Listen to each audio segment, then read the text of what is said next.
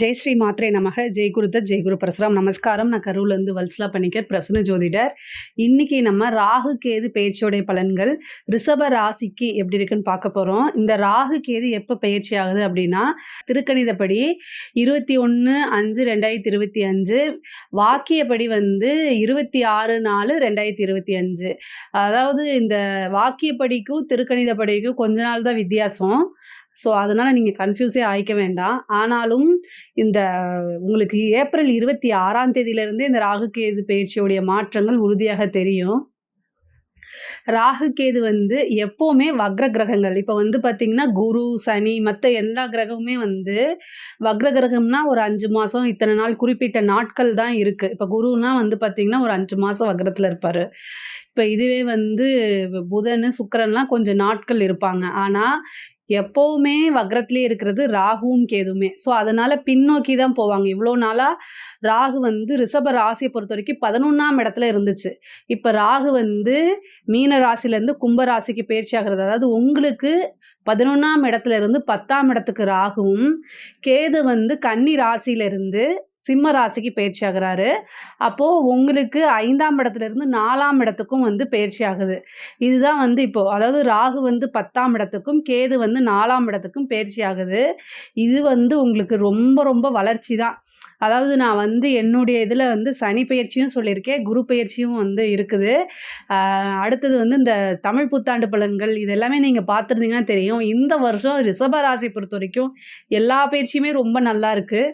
ராகுவும் 10ஆம் இடத்துல வந்திருக்கனால நல்ல அசுர வளர்ச்சி தான். அதாவது ராகு எந்த இடத்துக்கு வராரோ அந்த இடத்த பிரம்மாண்டப்படுத்தி விடுவார்.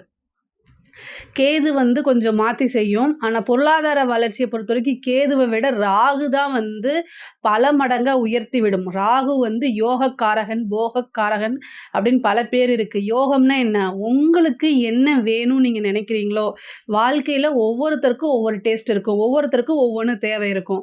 எனக்கு இதுதான் யோகம்னு நீங்கள் என்ன விஷயங்களை நினைக்கிறீங்களோ அத்தனை யோகத்தையுமே அவர் கண்டிப்பாக செய்வார்.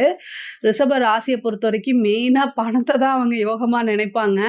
ஸோ பணம் அப்படிங்கக்கூடிய விஷயம் பல வழிகளில் உங்களுக்கு வரும். நீங்கள் செய்யக்கூடிய அத்தனை காரியங்களுமே உங்களுக்கு வெற்றியைத்தான் கொடுக்கும். ஏன்னா 10ஆம் இடம்ங்கிறது காரிய வெற்றியை குறிக்கக்கூடிய இடம். அது இல்லாமல் நம்ம தொழிலை குறிக்கக்கூடியது. தொழில் ஸ்தானத்துக்கு வராரு. அப்போ தொழிலில் நீங்கள் என்ன காரியங்கள் செஞ்சாலுமே அது வெற்றி தான். தொழிலில் எவ்வளோ விஷயங்கள் செஞ்சாலுமே அது சக்ஸஸை தான் உங்களுக்கு கொடுக்கும். மிகப்பெரிய லெவலில் சக்ஸஸ், சாதாரண வெற்றி கிடையாது, மிகப்பெரிய லெவலில் சக்ஸஸை கொடுத்துரும். ஒவ்வொரு காரியங்களையும் செய்யும்போது யோசித்து நிறுத்தி நிதானமாக செஞ்சாலே வெற்றி மேலே வெற்றி. நீங்கள் 100 டைம் ஒரு எஃபர்ட் போடுறீங்கன்னா அது 1000 டைம் சக்ஸஸ் ஆகும். அந்த மாதிரி ஒரு விஷயங்களை தான் ராகு உங்களுக்கு கொடுக்க போகிறாரு. கேது 4ஆம் இடத்துக்கு வந்திருக்காரு. இது மிகப்பெரிய லெவலில் உங்களுக்கு நிறைய சக்ஸஸை கொடுக்க போகுது. ஏன்னா 4ஆம் இடம் அப்படிங்கிறது ஒரு பதவி, அரசாங்க வீட்டுக்கே வந்திருக்கு. சூரியன்கிறது தான் அரசாங்கம். கேது சூரியனுடைய வீட்டுக்கு தான் வராரு. 4ஆம் இடம்ங்கிறது அரசியல் பதவி, அரசாங்க பதவி, இது எல்லாமே குறிக்கக்கூடிய இடம். ஸோ அதனால் கவர்மெண்ட் ஜாப்க்கெல்லாம் யாரெல்லாம் ட்ரை பண்ணுறாங்களோ, கவர்மெண்ட் ஜாப்க்கு யாரெல்லாம் ட்ரை பண்ணுறாங்களோ அவங்க எல்லாத்துக்குமே சக்ஸஸ்ங்க. ரிஷப ராசியில் யாராவது இருந்தால் சொல்லுங்கள், அதுக்கு நல்ல பரிகாரமாக நான் சொல்கிறேன்.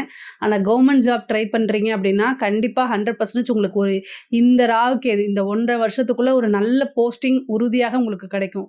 போஸ்டிங்னா என்ன? நல்ல போஸ்டிங்கே கிடச்சிரும். மிகப்பெரிய லெவலில் அது உங்களுக்கு ஒரு வளர்ச்சியாக இருக்கும். அதே நேரத்தில் 10ஆம் இடத்துல ராகு வந்திருக்கனால அதாவது பதவி மேலும் மேலும் உங்களுக்கு உயர்ந்துட்டே போதும். திடீர்னு ஒரு ப்ரொமோஷன் கிடைக்கிறது. நீங்கள் செய்யக்கூடிய பிஸ்னஸ் இப்போ ஒரு இடத்துல பிஸ்னஸ் நீங்கள் பண்ணிகிட்ருப்பீங்க, அதே மாதிரி இன்னொரு பிரான்ச் போடுறது, அப்புறம் டெவலப் ஆகிறது. நீங்கள் செய்யக்கூடிய இது பிஸ்னஸ் தொழில் என்னென்னா மேலும் மேலும் விருத்தி ஆகிறது. அதுவும் இல்லாமல் இம்போர்ட் எக்ஸ்போர்ட் செய்கிறவங்களுக்குலாம் இது ஒரு ரொம்ப சூப்பர். உற்பத்தி சார்ந்த தொழில்களாக இருந்தாலும் நல்ல பிரம்மாண்டமான வளர்ச்சியை கொடுக்க போகுது. அதே நேரத்தில் இம்போர்ட் எக்ஸ்போர்ட் பிஸ்னஸ்க்கும் ரொம்ப சூப்பராக இருக்க போகுது. அதே மாதிரி ஆர்டிஃபிஷியல், அதாவது செயற்கை முறையில் செய்வோம் இல்லைங்களா? இப்போ ஒரு பட்டு அப்படின்னா இயற்கை பட்டு ஒன்று இருக்குது, செயற்கை பட்டுன்னு ஒன்று இருக்குது இல்லைங்களா? இந்த மாதிரி செயற்கையாக செய்யக்கூடியது உங்கள் இதில் ஒரு ரசாயனம் சம்மந்தப்பட்டது, இந்த மாதிரி விஷயங்கள் எல்லாமே சக்ஸஸ் தான். இந்த காலத்தில் ராகுவோடைய காரகத்துவங்கள் இல்லாமல் எந்த பிஸ்னஸுமே இயங்கலை. மேக்சிமம் ஆஃப் அப்படி தான் இருக்குது. ஸோ அதனால் நீங்கள் என்ன தொழில் செஞ்சாலுமே அந்த தொழிலில் நல்ல பிரம்மாண்டமான வளர்ச்சி, தொழில் மூலிமா நல்ல வருமானம், காரியங்கள் எல்லாமே வெற்றியாகிறது, கடன் ரீதியாக இருக்கக்கூடிய பிரச்சனைகள் எல்லாமே சால்வ் ஆகிறது, தொழிலுக்காக வீடு வாங்குறது, தொழிலுக்காக இடம் வாங்குறது, தொழிலுக்காக சொத்துக்கள் வாங்குறது, வாகனங்கள் வாங்குறது, இந்த மாதிரி விஷயங்கள் எல்லாமே நடக்கும். அதே மாதிரி ஜாப்க்காக ட்ரை பண்ணிட்டு இருக்கவங்க, படித்து முடிச்சுட்டு ஜாப்க்காக ட்ரை பண்ணிட்டு இருக்கவங்களுக்கு ஒரு நல்ல பதவி ஸ்தானத்தில் கேது வந்திருக்கனால நல்ல பதவி கிடைக்கும்.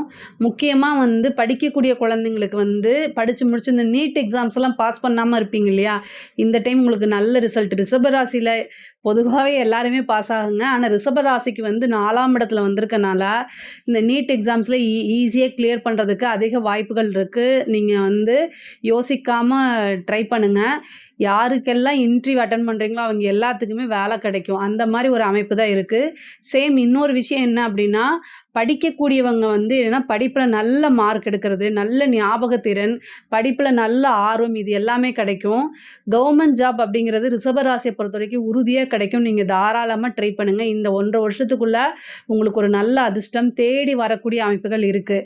அதே மாதிரி தாய் வழி சம்மந்தப்பட்ட சொத்துக்களில் வந்து எவ்வளோ பிரச்சனைகள் இருந்தாலும் அது எல்லாமே சால்வ் ஆகும். அதே மாதிரி கோர்ட்டு கேஸு பிரச்சனைகள் இருந்தாலும் சால்வ் ஆகும். தாயாருடைய சொத்துக்கள் தானாக தேடி வரும்.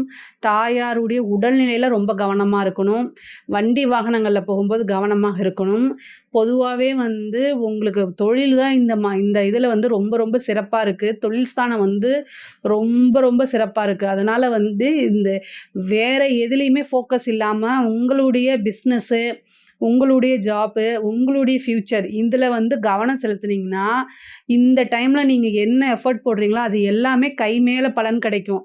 அப்போது நீங்கள் ஈஸியாக செட்டில் ஆயிடலாம். அதுக்கு உண்டான வழிவகை தான் இந்த வருஷம் உங்களுக்கு கொடுக்குது. இதை கரெக்டாக யூட்டிலைஸ் பண்ணிக்கிங்க. உங்களோட கையில் தான் இருக்குது. அதே மாதிரி வாகனங்களில் போகும்போது கவனமாக இருக்கணும்.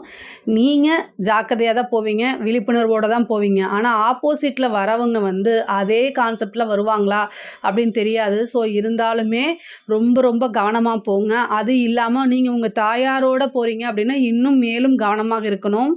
மேக்ஸிமம் நைட் டைம் ட்ராவல் பண்ணுறது, லாங் ட்ரைவ் பண்ணுறது, இந்த மாதிரி விஷயங்களை அவாய்ட் பண்ணுறதுக்கு மேக்ஸிமம் ட்ரை பண்ணுங்கள். இருந்தாலும் இந்த 4ஆம் இடத்துல வந்திருக்கக்கூடிய கேது வந்து இந்த லைசன்ஸ் எடுக்கிறதோ இல்லை வண்டிக்கு வந்து அடிக்கடி இதாகிறது, இந்த மாதிரி விஷயங்கள்லாம் கொடுத்துரும். அதே மாதிரி ஒரு நிறைய பேத்துக்கு வீடு கட்டக்கூடிய கனவுகள் இருக்கும், வீடு வாங்கக்கூடிய கனவுகள் இருக்கும். ஏற்கனவே கட்டின வீட்டை வாங்கி ரெனோவேஷன் பண்ணி நீங்கள் புதுசாக குடி புகிறதுக்கு உண்டான பிராப்தம் இந்த கேது வந்து 4ஆம் இடத்துக்கு வந்திருக்கனால அதை அமைச்சு கொடுப்பாரு.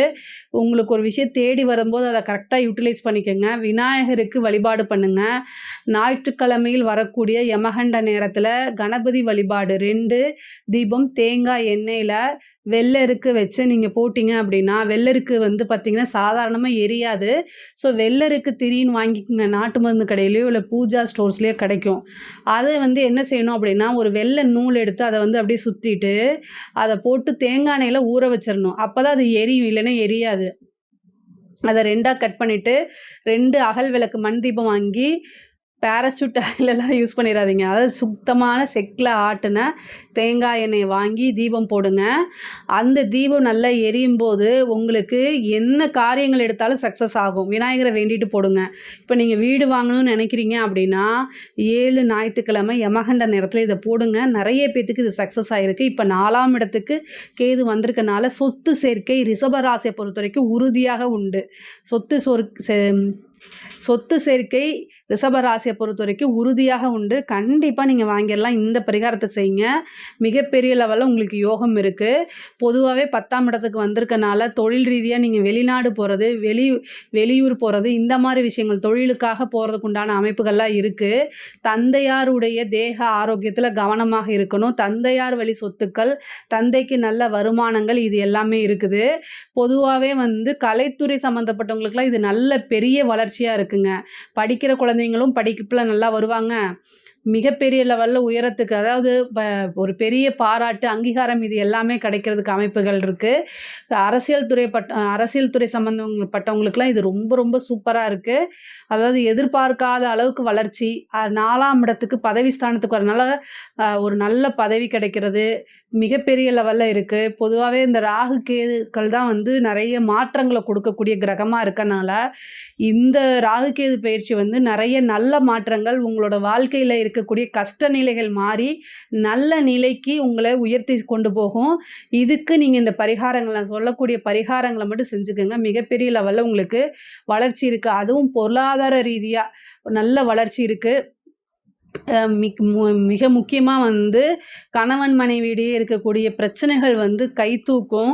பொருளாதார ரீதியா இருக்கக்கூடிய பிரச்சனைகள் சால்வ் ஆகும்போது, நீங்க வந்து உங்களுடைய ரிலேஷன்ஷிப்ல கொஞ்சம் பிரேக் ஆகறதுக்கு வாய்ப்பு இருக்கு. கணவன் மனைவியிடையே வந்து சம்டைம் வந்து பிரச்சனைகள் வரத்துக்கு வாய்ப்பு இருக்கு. ஸோ அவங்களெல்லாம் அனுசரிச்சு போகணும்.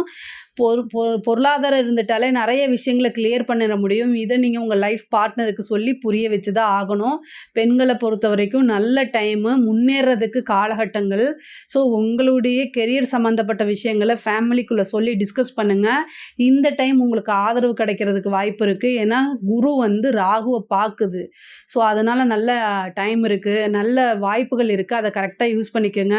ஆடை, ஆபரண சேர்க்கை இது எல்லாமே இருக்கு. 4ஆம் இடத்துல வந்திருக்கக்கூடிய கேது வந்து வண்டி வாகனங்கள் வாங்கக்கூடிய அமைப்பை கொடுக்கும். ஆடை ஆபரண சேர்க்கை உண்டு.